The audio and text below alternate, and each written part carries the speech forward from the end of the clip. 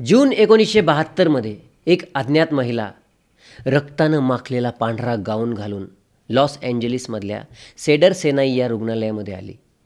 आता रोजच अशा प्रकारचे कितीतरी पेशंट येतात, त्यामुळं ही काही सामान्यच गोष्ट होती. पण ती महिला जरा वेगळी होती. तिचं रूप एखाद्या मॅन्युकेनसारखं होतं, म्हणजे पुतळ्यासारखं होतं. प्लास्टिकसारखी ती बाई दिसायची, पण हालचाली मात्र एखाद्या नॉर्मल माणसासारखंच करायची. पूर्ण माहिती ऐकायची? चला तर मग व्हिडिओ बघायला.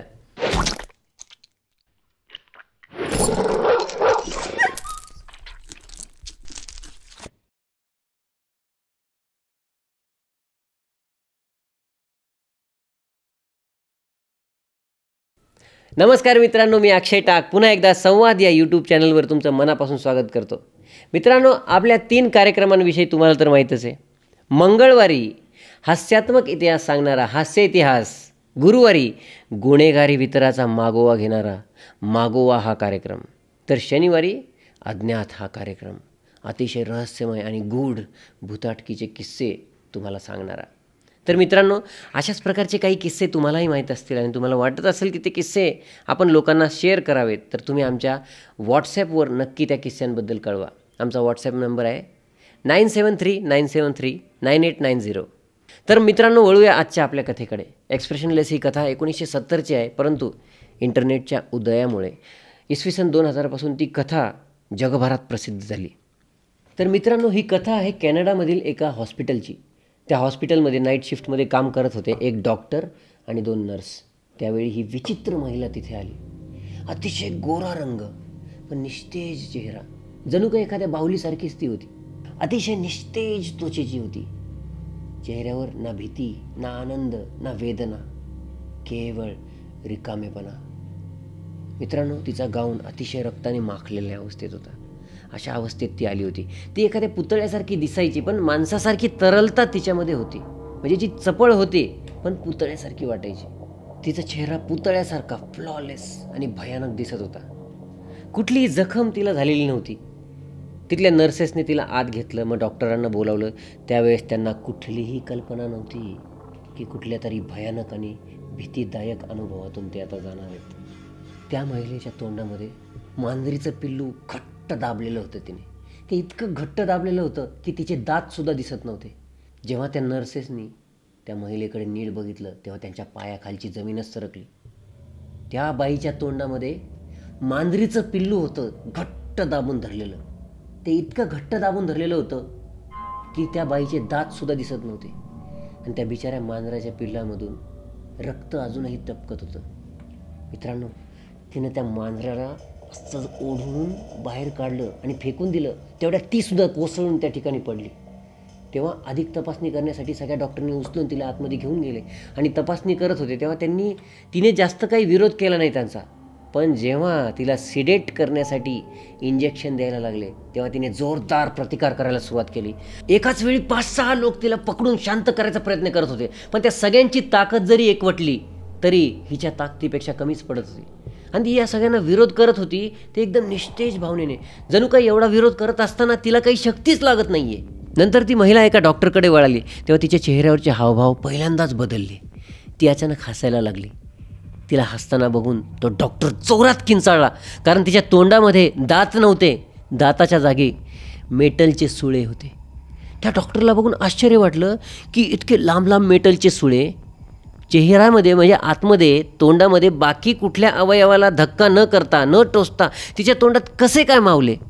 मग त्या ठिकाणी पोलीस आले. आता डॉक्टर पोलीस आले म्हणून मागं वळून बघताय, त्याच संधीचा त्या महिलेने फायदा घेतला आणि त्या मुख्य डॉक्टरकडे झेप मारली. त्याच्या मानेवर दात घट्ट रोवले आणि त्यानंतर तिने जोरात त्याच्या मानेचा लचका तोडला. मग तिने एक एक करून तिच्या समोर येणाऱ्या सगळ्या डॉक्टरला, सगळ्या माणसांना संपवून टाकलं. तेव्हा एक डॉक्टर मरणासन्न अवस्थेत पडला होता. तेव्हा तिला विचारतो, तू आहेस तरी कोण? तेव्हा ती त्या डॉक्टरच्या अंगावर झुकते आणि म्हणते, आय एम गॉड, मी देव आहे. मित्रांनो, अजून पोलीस त्या ठिकाणी येतात त्या महिलेला पकडण्यासाठी, पण कोणीच तिला पकडू शकत नाही. तिच्या रस्त्यात जो कोणी येईल, तिच्यासमोर जो कोणी येईल, ती प्रत्येकाला संपवते. मित्रांनो, एक नर्स या हल्ल्यातून वाचते आणि नंतर ती त्या महिलेला नाव देते एक्सप्रेशनलेस. त्यानंतर ती महिला तिथून निघून जाते आणि कुणालाच दिसत नाही. आजपर्यंत ती महिला कुणालाच दिसली नाही. एक्सप्रेशनलेस नावाचं गूढ बनून ती महिला आजसुद्धा बऱ्याच लोकांच्या मनात आहे. या कथेमध्ये एक खोल मनोवैज्ञानिक आधार आहे. मित्रांनो, माणसाच्या चेहऱ्यावरच्या भावना ह्याच त्या माणसाची ओळख असतात. जर चेहऱ्यावर भावनाच नसेल तर, कुठलेही हावभाव नसेल तर, ना राग, ना द्वेष, ना मत्सर, ना लोभ, काहीच चेहऱ्यावर दिसत नसेल तर, आपल्याला त्या माणसाकडे बघून एक अस्वस्थता निर्माण होते. याला अनकॅनी व्हॅली इफेक्ट म्हणतात. अनकॅनी म्हणजे अस्वाभाविक. म्हणजे जर तुम्ही एखाद्या शॉपिंग मॉलमधून बाहेर पडताय, रात्र झालेली आहे, तेव्हा तिथे एखादा पुतळा असतो. त्या पुतळ्याची सावली तुम्हाला दिसते, आजूबाजूला काहीच नाही आहे, अंधार आहे. त्यावेळेस तुम्हाला जी भीती वाटेल ना, त्याला अनकॅनी व्हॅली इफेक्ट म्हणतात. म्हणजे जर तुम्ही एखाद्या माणसाकडे बघितलं आणि त्याच्या हालचाली जर माणसासारख्या नसल्या, अस्वाभाविक असल्या, तेव्हा तुमच्या मनात जी भीती तयार होते ना, त्याला अनकॅनी व्हॅली इफेक्ट म्हणतात. मित्रांनो, आणखी एक बाब या गोष्टीमध्ये दडलेली आहे, ती म्हणजे ॲलेक्झिथामिया. ॲलेक्झिथामिया म्हणजे भावना न व्यक्त करता येणे ही मानसिक अवस्था जेव्हा तयार होते तेव्हा त्याला ॲलेक्झिथामिया म्हणतात. वर्ल्ड वॉर 2च्या वेळेस लोकांनी मास एक्सटेन्शन बघितलं, हजारो लोकांना मरताना बघितलं, तेव्हा ते भावनाशून्य झाले. तेव्हा त्यांचा चेहरा कुठलीही भावना व्यक्त करत नव्हता. अशा वेळेस त्यांना ॲलेक्झिथामिया झाला असं म्हणायचे. एखादा डॉक्टर किंवा एखादा जल्लाद किंवा सैन्यातले लोक यांनासुद्धा ॲलेक्झिथामिया या प्रकारातून जावं लागतं. तेव्हा त्यांना भावनाच कळत नाही काय व्यक्त करावं. इतके लोक मरताना बघितले किंवा इतक्या लोकांना आपण स्वतः मारलं, तेव्हा या अवस्थेमध्ये ते पोहोचतात. आजच्या कथेतल्या बाईच्या चेहऱ्यावर पण निस्तेज भावना होती. एक्सप्रेशनलेस ही केवळ एक दंतकथा जरी असली तरीसुद्धा ती आधुनिक समाजातील भीती, मानसिक अस्वस्थता आणि तंत्रज्ञानाच्या अतिशय वापरामुळे आलेली निर्जीवता याचं प्रतिबिंब करते. भावनाशून्यतेच्या मागे दडलेला अमर्याद अंधार ही कथा आपल्या हृदयात रोवते.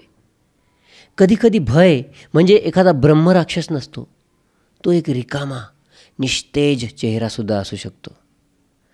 भावनाशून्यता आणि तिच्या मागे असलेला अमर्याद अंधार ही सुद्धा ओळख भयाची असू शकते.